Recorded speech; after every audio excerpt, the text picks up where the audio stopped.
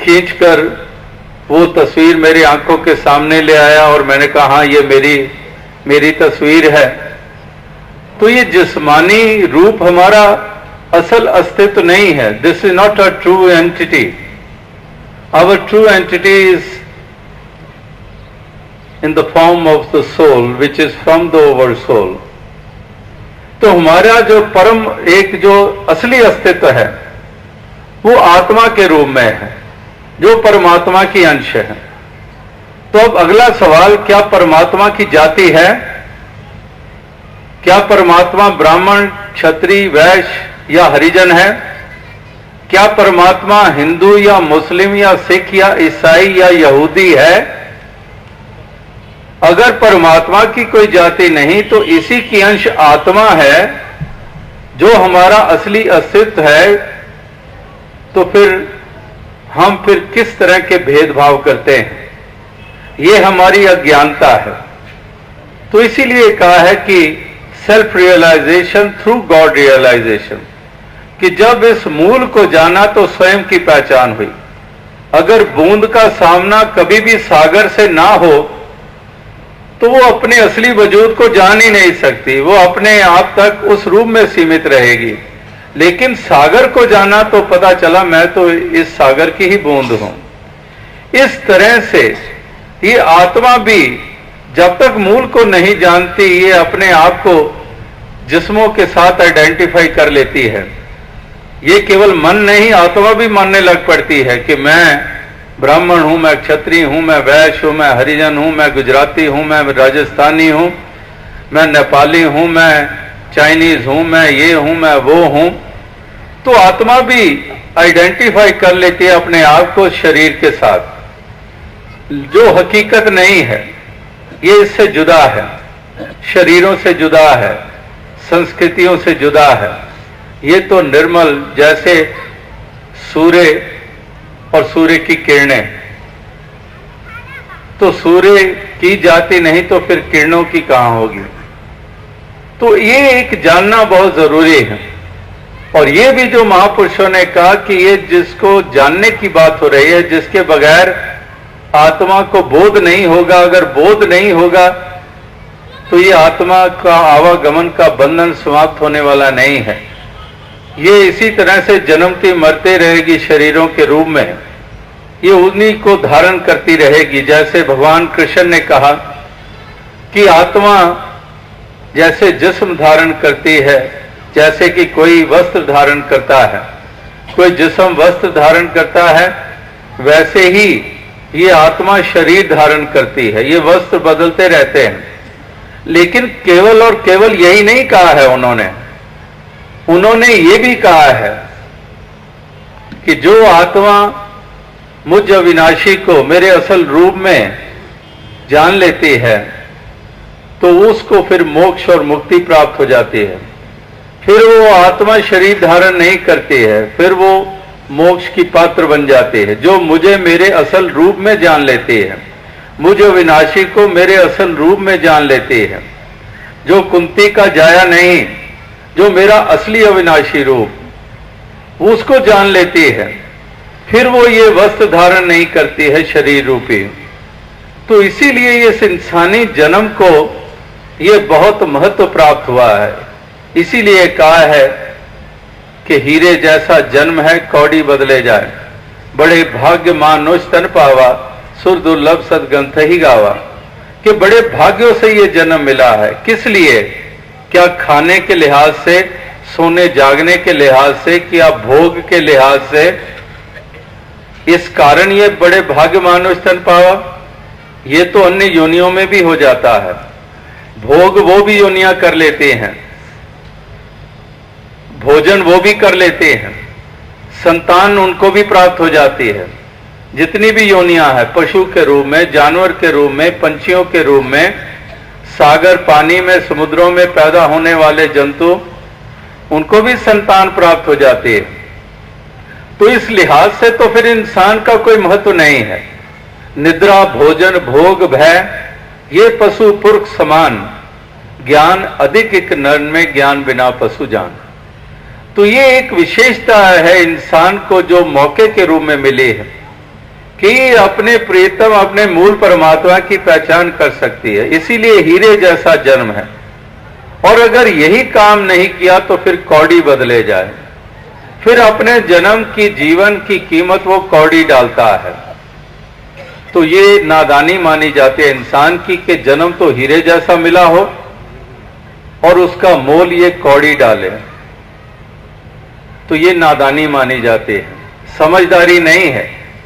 अगर किसी के हाथ में हीरा आए और वो उसको कंकर की तरह यूं ही पटक कर जमीन पर फेंक दे, मिट्टी में फेंक दे, उसकी परवाह ना करे, उसको कौन समझदार कहेगा? कहेगा ये तो मूर्ख है। हीरा इतना कीमती और ये देखो नाली में फेंक रहा है, ये देखो ऐसे ही फेंक रहा है, ये मूर्ख है, ये नादान है, ये बावरा है, समझदारी नहीं कही जाती। इसी तरह से अगर इंसानी जीवन मिला है हीरे जैसा तुल्य, तो फिर इंसान तो इसकी कदर भी कर ले। और वो कदर होगी तब जब इसी जन्म में आकर तो आत्मा का नाता परमात्मा से जोड़ लेगा। इसीलिए जीवन मुक्ति की बात कही है। इसीलिए कहा है कि अब तो जाए चढ़े सिंहासन, मिले हैं सारंग पानी, राम कबीरा एक भये हैं कोई ना सके पहचाने। कबीर जी ने ये कोई शरीर छोड़ने के बाद आवाज नहीं दी, शरीर में रहकर कह रहे हैं कि अब तो जाए चढ़े सिंहासन, मुझे अब वो सिंहासन प्राप्त हो गया है जो बड़े राजा महाराजाओं को नहीं प्राप्त होता है। मुझे वो सिंहासन प्राप्त हो गया है। अब तो जाए चढ़े सिंहासन, मिले हैं सारंग पानी, राम कबीरा एक भये हैं कोई ना सके पहचाने। कि अब राम और कबीर में भेद नहीं रहा है, ऐसा सिंहासन प्राप्त हो गया है। और ये शरीर रूपी बर्तन टूट जाने के बाद की अब बात नहीं कर रहे हैं वो इस बर्तन के होते हुए कह रहे हैं कि मैंने पा लिया है। अभी भी आप भजन गा रहे थे कि हमने पाया है कुछ पाया है। मीराबाई ने भी कहा है कि पायो री राम रतन धन पायो, वस्तु अमोलक दीनी मेरे सतगुर कर कृपा अपनायो। मीरा को भी प्राप्त हुआ।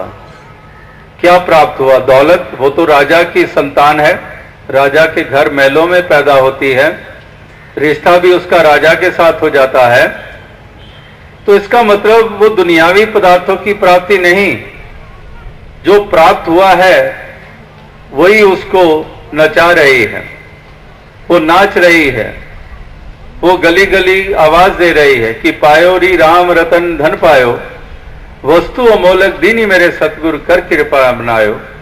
कि वस्तु अमोलक जिसका मोल नहीं डाला जा सकता है, दुनिया की तमाम दौलतों को एक तरफ रख दें, इसका मोल डाल दें, नहीं, ये तो एक श्वास का भी नहीं मोल डाल सकते। इतने दुनिया की तमाम दौलतें एक तरफ और दूसरी तरफ एक श्वास, हमारा केवल एक श्वास। कोई इतनी दौलतों से एक श्वास भी नहीं खरीद सकता है। गया सो गया।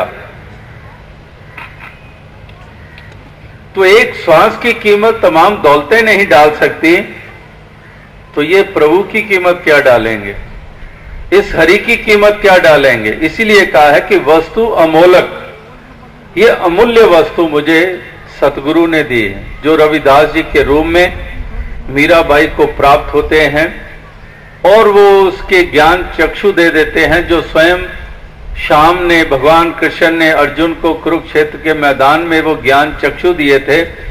वही मीरा जो अनन्य भक्त है श्याम की, जो श्याम की मूर्ति तो बचपन से अपनी गोदी में उठाए रखती थी, सिरहाने रखकर सोती थी, अपने पास सर के पास रखकर सोती थी।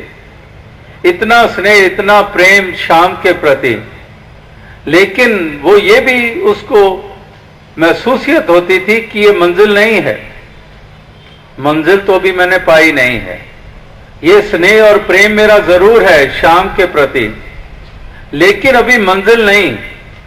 तो मंजिल तो रविदास जी मीरा को प्रदान करते हैं, अविनाशी श्याम का असल अविनाशी रूप जनाकर, ज्ञान चक्षु देकर।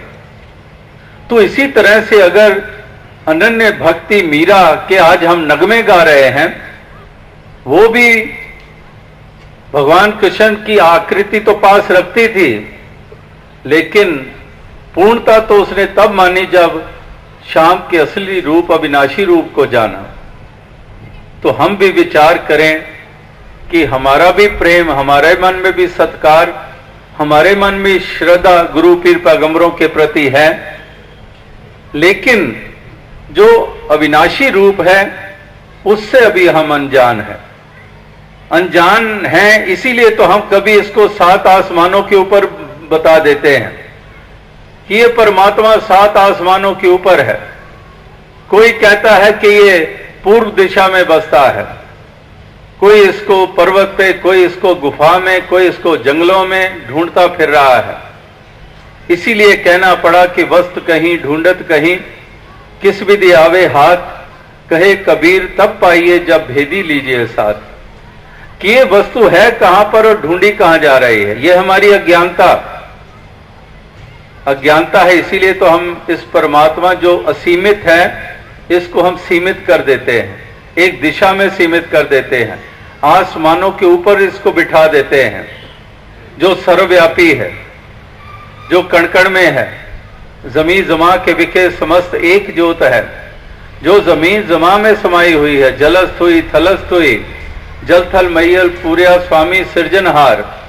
कि ये जलथल में समाया हुआ है, हर रगे हर ठाई, हर जरे जरे में किस शान से, हर जरे में किस शान से तुम जलवा नुमा हो।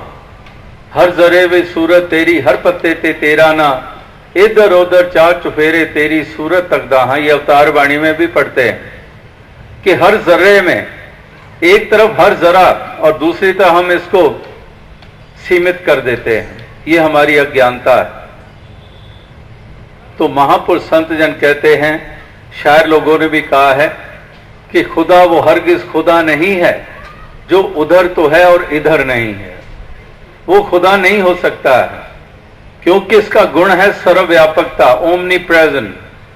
गॉड इज ओमनी प्रेजेंट, और हम इसको सीमित कर देते हैं। चैनल की सभी वीडियो देखें, लाइक शेयर सब्सक्राइब के बटन को दबाते हुए अपने मित्रों को भी वीडियो शेयर करें। सद्गुरु का संदेश जन जन पहुंचाने में सहायक बने। संसार में कोई न कह सके कि निरंकार परमात्मा मुझे संदेश नहीं भेजा। प्यार से कहना जी, धन निरंकार जी।